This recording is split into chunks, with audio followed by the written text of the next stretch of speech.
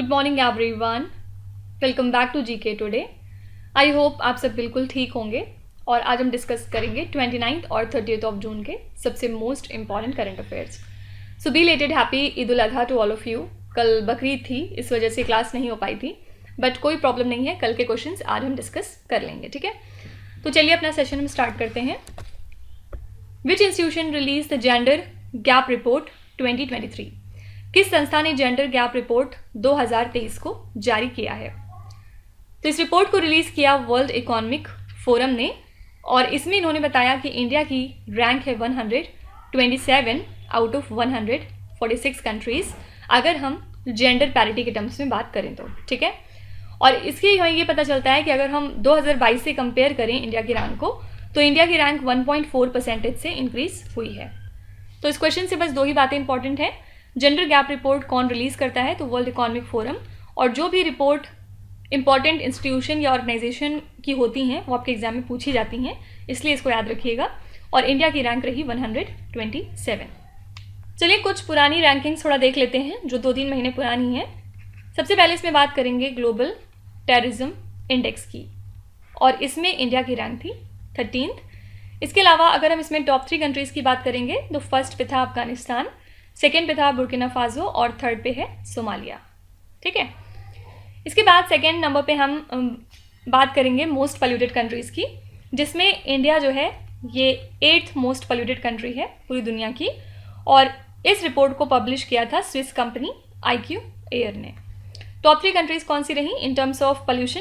First थी Chad, second था Iraq और थर्ड था पाकिस्तान, ठीक है। फिर इसके अलावा अगर हम ह्यूमन डेवलपमेंट इंडेक्स की बात करें तो इसमें इंडिया की रैंक है 132 आउट ऑफ 191 कंट्रीज़।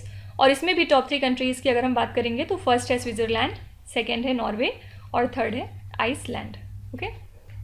इसके अलावा हम देखते हैं वर्ल्ड हैप्पीनेस रिपोर्ट को, जिसमें कि इंडिया की रैंक थी 126 और इसमें फर्स्ट पोजीशन पे था फिनलैंड, सेकेंड पे था डेनमार्क और फिर थर्ड पे था आइसलैंड, ठीक है। इसके अलावा ये भी याद रखिएगा कि इंडिया का मोस्ट वैल्यूएबल सेलिब्रिटी कौन बन गया है? तो ये हैं एक्टर रणवीर सिंह। इन्होंने सरपास कर लिया है विराट कोहली को, और अब विराट कोहली सेकेंड पोजीशन पे आते हैं, थर्ड पे आते हैं अक्षय कुमार, फोर्थ पे हैं आलिया भट्ट और फिफ्थ पे हैं दीपिका पादुकोण। तो ये टॉप 5 इंडिया के मोस्ट वैल्यूएबल सेलिब्रिटीज़ हैं, ठीक है। नेक्स्ट क्वेश्चन है, Goa declaration which was seen in the news recently is related to which field? समाचारों में देखा गया गोवा घोषणा पत्र किस क्षेत्र से संबंधित है? तो हाल ही में गोवा डिक्लेरेशन को अडॉप्ट किया गया यूनानिमसली, कहाँ पे? At the G20 tourism ministerial meeting. और इसी के साथ जो 4th tourism working group meeting थी वो कंक्लूड हो चुकी है। लगभग 130 डेलीगेट्स ने इसमें पार्टिसिपेट किया G20 कंट्रीज़ की, और गेस्ट कंट्रीज से भी इसमें लोग आए थे अटेंड करने। और इसके लिए वेन्यू क्या था? याद रखिएगा, गोवा, ठीक है। तो गोवा डिक्लेरेशन किससे एसोसिएटेड है? टूरिज्म से। ये ज़रूर याद रखिएगा कि जो 4th tourism working group meeting थी इसके लिए होस्ट था गोवा। कुछ वेन्यूज़ देख लेते हैं G20 का। सबसे पहले जो सेकेंड G20 की anti corruption working group meeting हुई थी, इसके लिए वेन्यू रखा गया था ऋषिकेश, ठीक है। ऋषिकेश कहाँ पे है? तो ऑब्वियसली उत्तराखंड में है। इसके अलावा जो G20 की डेवलपमेंट मिनिस्टर्स मीटिंग है, इसके लिए वेन्यू है वाराणसी। फिर G20 की जो सुप्रीम ऑडिट इंस्टीट्यूशन समिट है, इसके लिए होस्ट है गोवा, ठीक है। फिर इसके अलावा जो एयर डिफेंडर 23 एयरफोर्स एक्सरसाइज थी, इसके लिए होस्ट कंट्री थी जर्मनी। और इसके अलावा Germany special Olympic world games 2023 के लिए भी होस्ट है, ठीक है। तो ये बातें याद रखिएगा। और इन सब चीज़ों के अलावा जो एशियान की टूरिज्म फोरम है 2024 का, ये कहाँ पे होगा? लाओस में। इसके लिए इन्होंने थीम रखी है quality and responsible tourism sustaining Asian future, ठीक है। और ये मीटिंग होने वाली है जनवरी मंथ में अगले साल 2024 में। नेक्स्ट है, विच स्टेट और the union territory implements the अभादा स्कीम? कौन सा राज्य या फिर केंद्र शासित प्रदेश अभादा योजना को लागू करता है? तो ओडिशा कैबिनेट, जिसको कि लीड करते हैं चीफ मिनिस्टर नवीन पटनायक, इन्होंने अप्रूवल दे दिया है for an increased budget of 4,224 crore rupees अभादा स्कीम के लिए। बेसिकली अभादा स्कीम का जो आउटले है वो इंक्रीज किया गया है। और अभादा का फुल फॉर्म क्या होता है? Augmentation basic amenities and development of heritage and architecture. ठीक है, इस स्कीम का एम क्या है? पुरी को ट्रांसफॉर्म करना into a world class heritage city, जिसका फोकस होगा जो भी कल्चरल और आर्किटेक्चरल हेरिटेज हैं उनको प्रिजर्व और रेजुवनेट करना। ठीक है, तो बस याद रखिएगा कि अभादा स्कीम को इम्प्लीमेंट करता है उड़ीसा स्टेट। इस पॉइंट पे अगर हम कुछ और स्कीम्स की बात करें तो एक अन्य भाग्य स्कीम है जो आजकल काफ़ी ज़्यादा न्यूज़ में थी। अन्य भाग्य स्कीम है कर्नाटका स्टेट की और इसका एम है फ्री चावल प्रोवाइड करना सभी बीपीएल फैमिलीज़ को। ठीक है, किस वजह से न्यूज़ में थी? क्योंकि ये स्कीम काफ़ी ज़्यादा ऑब्स्टेकल फेस कर रही थी क्योंकि राइस सप्लाई की काफ़ी शॉर्टेज हो गई थी। ठीक है, प्रेजेंट में कर्नाटका के नए चीफ मिनिस्टर कौन बन चुके हैं? तो ये हैं सिद्धराम अय्या और डेप्यूटी चीफ मिनिस्टर नियुक्त हुए हैं mister DK Shivakumar. Okay, फिर इसके अलावा एक और स्कीम है जिसका नाम है नंद बाबा मिल्क मिशन स्कीम और ये स्कीम है उत्तर प्रदेश की। इसका एम है मिल्क प्रोड्यूसर्स को एम्पावर करना स्टेट के अंदर by establishing the dairy cooperative societies. ठीक है, फिर इसके बाद एक और स्कीम है जिसका नाम है नामो शेतकारी महासम्मान योजना और ये योजना है महाराष्ट्र स्टेट की। इस स्कीम की हेल्प से फार्मर्स को सपोर्ट किया जाता है स्टेट के अंदर। ठीक है, और हमने बहुत बार देखा है मुख्यमंत्री सीखो कमाओ योजना को और ये जो स्कीम है ये इम्प्लीमेंट कौन सा स्टेट करता है? ये है स्कीम मध्य प्रदेश स्टेट की। ठीक है, तो ये कुछ डिफरेंट स्कीम्स हो गई जो आपको ध्यान में रखनी है। नेक्स्ट क्वेश्चन पे चलेंगे। विच स्टेट और the union territory is set to implement the non conforming industrial area redevelopment project? कौन सा राज्य या फिर केंद्र शासित प्रदेश गैर अनुरूप औद्योगिक क्षेत्र पुनर्विकास परियोजना को लागू करने के लिए तैयार है?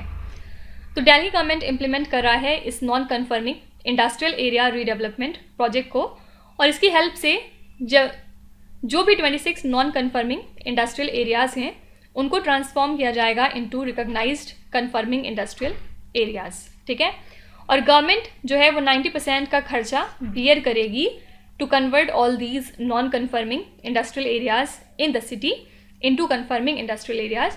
बाकी का जो 10% का खर्चा है वो इंडस्ट्रीज़ खुद बियर करेंगी। ठीक है, तो 90% गवर्नमेंट देगी और 10% इंडस्ट्रीज़ खुद देंगी। ठीक है, चलिए दिल्ली के बारे में कुछ चीज़ें देख लेते हैं जिसकी वजह से दिल्ली आजकल न्यूज़ में बना हुआ था। इसमें पहला है ऑपरेशन कवच, जिसके बारे में हमने कल ही पढ़ा है। ऑपरेशन कवच को लॉन्च किया गया था नई दिल्ली में जो भी ड्रग्स की प्रॉब्लम है उसको टैकल करने के लिए। ठीक है, और इसके अलावा हमने ये देखा था कि जो मिनिस्ट्री ऑफ हाउसिंग और अर्बन अफेयर्स का डेटा है उसके मुताबिक कौन सा स्टेट या फिर यूनियन टेरिटरी है जहाँ पे सबसे ज़्यादा रेट या आप कह सकते हैं कि 100% रेट पाया गया रिसाइकलिंग एंड रीयूजिंग का CND वेस्ट के टर्म्स में, तो ये है नई दिल्ली। ठीक है, इसके अलावा याद रखिएगा कि गोवा जो है वो रेवोल्यूशन डे हर साल सेलिब्रेट करता है 18 जून को। तो आपसे पूछ सकते हैं कि कौन सा स्टेट है जो रेवोल्यूशन डे हर साल 18 जून को सेलिब्रेट करता है? तो ये स्टेट है गोवा। नेक्स्ट क्वेश्चन है India is set to acquire the predator drones from which country? Bharat किस देश से प्रेडेटर ड्रोन हासिल करने के लिए तैयार है? तो ये क्वेश्चन हमने पहले भी डिस्कस किया हुआ है। प्रेडेटर ड्रोन्स हम अक्वायर कर रहे हैं US कंट्री से और इनको ऑपरेट किया जाएगा by the tri services jointly. इनका नाम क्या होता है प्रेडेटर ड्रोन्स का? तो इनका नाम है MQ-9 रीपर ड्रोन्स। ठीक है, और ये फ्लाई कर सकते हैं अप टू 36 आवर्स एक टाइम पे, मतलब एक स्ट्रेच में, और इनको यूज़ किया जा सकता है for focused monitoring of any specific point या फिर एरिया ऑफ इंटरेस्ट। ठीक है, तो इंडिया इन प्रेडेटर ड्रोन्स को परचेज कर रहा है US से। फाइन, लेकिन इसके अलावा क्या आप बता सकते हैं कि जो नेशनल एक्शन प्लान था ऑन हीट रिलेटेड इलनेस ये किस साल में रिलीज़ किया गया था?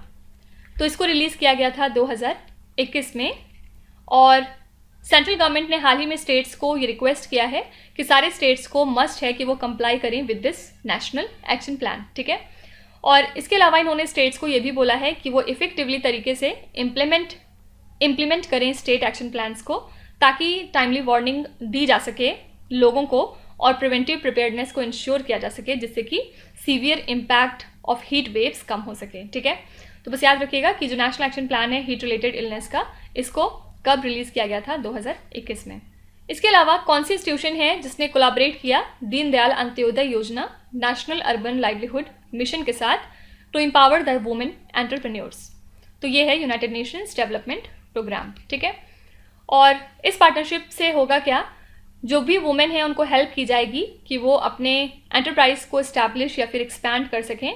साथ ही स्पेशल एम्फेसिस किया जाएगा on sectors like care economy, digital economy, electric mobility etcetera. ठीक है, तो वुमेन एंटरप्रेन्योर्स को एम्पावर करने के लिए यूएनडीपी ने कोलैबोरेट किया है हमारी दीनदयाल अंत्योदय योजना के साथ। नेक्स्ट है the India Myanmar Thailand trilateral highway connects which Indian state with Myanmar and Thailand. Bharat Myanmar Thailand त्रिपक्षीय राजमार्ग किस भारतीय राज्य को म्यांमार और थाईलैंड से जोड़ता है? तो ये जो India Myanmar Thailand trilateral highway है ये करंटली अंडर कंस्ट्रक्शन है, और जो कंस्ट्रक्शन है इस रोड का फ्रॉम थाईलैंड टू म्यांमार ये कंप्लीट हो चुका है ऑलरेडी, और ये रोड कनेक्ट कर रही है हमारे north eastern state of Manipur को as a gateway of Thailand and other countries. ठीक है, तो यहाँ पे आंसर हो जाएगा मणिपुर स्टेट। यहाँ पे कुछ इंटरनेशनल अपॉइंटमेंट्स एक बार रिवाइज कर लेते हैं।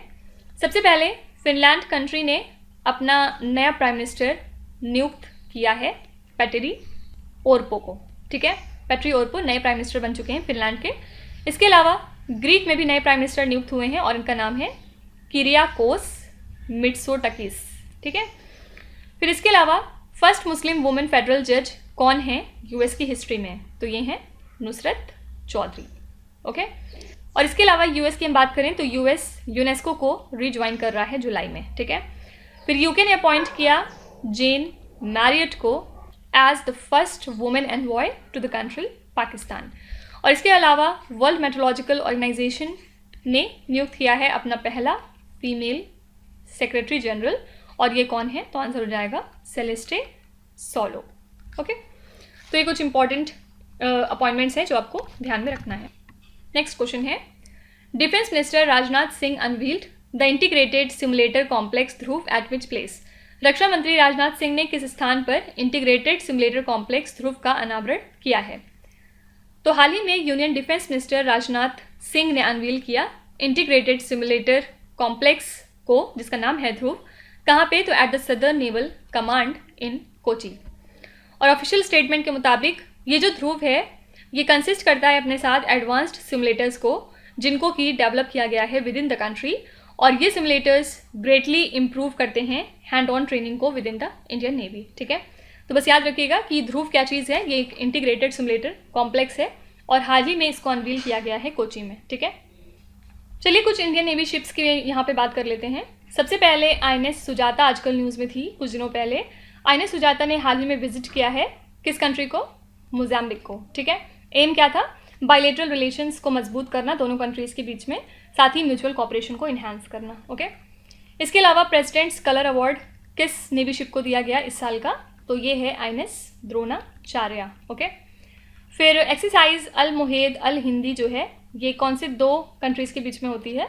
तो एक्सरसाइज अल मुहेद अल हिंदी है एक्सरसाइज इंडिया और सऊदी अरेबिया की, और इस साल के लिए वेन्यू भी था सऊदी अरेबिया का जुबैल। ठीक है, और कब हुई थी? तो मई 2023 में। दो चीज़ें याद रखिएगा, ये एक्सरसाइज कौन सी दो कंट्रीज़ के बीच में होती है और वेन्यू क्या था इस साल के लिए। इसके अलावा 2-3 दिन पहले हमने एक्सरसाइज खान क्वेस्ट के बारे में पढ़ा था, और एक्सरसाइज खान क्वेस्ट का होस्ट कौन सी कंट्री थी? आंसर हो जाएगा मंगोलिया। ठीक है, नेक्स्ट क्वेश्चन है where is the aeronautical development agency established at? वैमानिकी विकास एजेंसी कहाँ पे स्थापित है? तो ये बेंगलुरु बेस्ड एजेंसी है, और हाल ही में हिंदुस्तान एरोनॉटिक्स लिमिटेड ने डिसाइड किया है कि वो प्रोड्यूस करेंगे तेजस मार्क 2 फाइटर्स को बाय 2027 टू 28, और ये जो एजेंसी है एरोनॉटिकल डेवलपमेंट एजेंसी ये GE414 पावर्ड प्रोटोटाइप को प्रोड्यूस करेगा बाय 2024। ठीक है, तो यूएस कांग्रेस के अप्रूवल के बाद ये जो इंजन्स हैं GE414 के, इनको इंडिया प्रोक्योर कर रहा है with complete transfer of technology, जिसके बाद 100% इंडिजिनस मैन्युफैक्चरिंग हो सकेगी। ठीक है, तो बस याद रखिएगा कि ये जो एजेंसी है ये आजकल न्यूज़ में थी, तो ये कहाँ पे बेस्ड है? तो आंसर हो जाएगा बेंगलुरु। ठीक है, इसके अलावा जो दिल्ली गवर्नमेंट है वो प्लान कर रही है to introduce a cloud kitchen policy. ठीक है, इसका एम क्या है? जो भी लाइसेंसिंग प्रोसीजर्स हैं क्लाउड किचन्स के लिए उनको स्ट्रीमलाइन करना by implementing a user friendly single window system through a digital platform. ठीक है, और ये जो नई पॉलिसी है ये सिग्निफिकेंट बूस्ट प्रोवाइड करेगी दिल्ली के 20,000 एग्जिस्टिंग क्लाउड किचन्स को, जिससे कि बेनिफिट होंगे 1000 ऑफ वर्कर्स जो कि इस इंडस्ट्री में एम्प्लॉयड हैं, ठीक है। बस याद रखिएगा कि कौन सा स्टेट या फिर यूनियन टेरिटरी है जिसने इंट्रोड्यूस करने का डिसाइड किया है क्लाउड किचन पॉलिसी को, तो ये है नई दिल्ली। नेक्स्ट क्वेश्चन है, the central government has assigned 145 crore rupees to which state for the development of a unity mall. केंद्र सरकार ने यूनिटी मॉल के विकास के लिए किस राज्य को 145 करोड़ रुपीज़ आवंटित किए हैं? सेंट्रल गवर्नमेंट ने इतना अमाउंट एलोकेट किया है नागालैंड स्टेट के लिए for the development of a unity mall इनके दीमापुर में, ठीक है। और ये इनिशिएटिव का एम क्या है? One district one product scheme को प्रमोट करना और उसको हाईलाइट करना। साथ ही याद रखिएगा कि इन्होंने यूनियन बजट 2023 से 24 में टोटल 5000 करोड़ रुपए एलोकेट किए हैं इस पर्टिकुलर मिशन के लिए, जिसमें कि डिफरेंट यूनिटी मॉल्स को इस्टेब्लिश किया जाएगा इंडिया के डिफरेंट हिस्सों में, ठीक है। तो याद रखिएगा सेंट्रल गवर्नमेंट ने 145 करोड़ रुपीज़ एलोकेट किए हैं नागालैंड के लिए और यहाँ पे अब यूनिटी मॉल डेवलप किया जाएगा। नेक्स्ट क्वेश्चन है, which is the first central European country to legalise marriage equality for the same sex couples? समान लिंग वाले जोड़ों के लिए विवाह समानता का वैध बनाने वाला पहला मध्य यूरोपीय देश कौन सा है? ये क्वेश्चन काफ़ी ज़्यादा इंपॉर्टेंट है और याद रखिएगा कि एस्टोनिया पहला नेशन हो चुका है सेंट्रल यूरोप में जिसने कि मैरिज इक्वालिटी को लीगलाइज कर दिया है for the same sex couples, ठीक है। तो बहुत सारी वेस्टर्न यूरोपियन कंट्रीज़ हैं जिन्होंने ऑलरेडी लीगलाइज कर रखा है सेम सेक्स मैरिज को, लेकिन इसके बाद भी ये अनपरमिटेड था अब तक सेंट्रल यूरोपियन नेशंस में, जहाँ पे प्रीवियसली कम्युनिस्ट रूल इस्टेब्लिश हुआ करता था या फिर वो पार्ट हैं Moscow led Warsaw Pact alliance के, ठीक है। लेकिन अब ये जो कंट्रीज़ हैं ये मेंबर्स हो चुकी हैं नाटो की and to a larger extent the members of European Union. तो बस याद रखिएगा कि एस्टोनिया पहला सेंट्रल यूरोपियन कंट्री हो चुका है जिसने सेम सेक्स कपल्स के लिए मैरिज इक्वालिटी को लीगलाइज कर दिया है।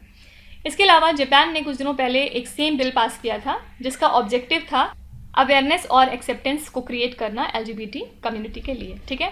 फिर कुछ दिनों पहले हमने ये भी देखा था कि स्पेन ने एक नया ट्रांसजेंडर लॉ पास किया है जिसके बाद ऐसे इंडिविजुअल जो 16+ हैं इस कंट्री में वो अपना लीगली रजिस्टर्ड जेंडर चेंज कर सकते हैं without the need for medical supervision.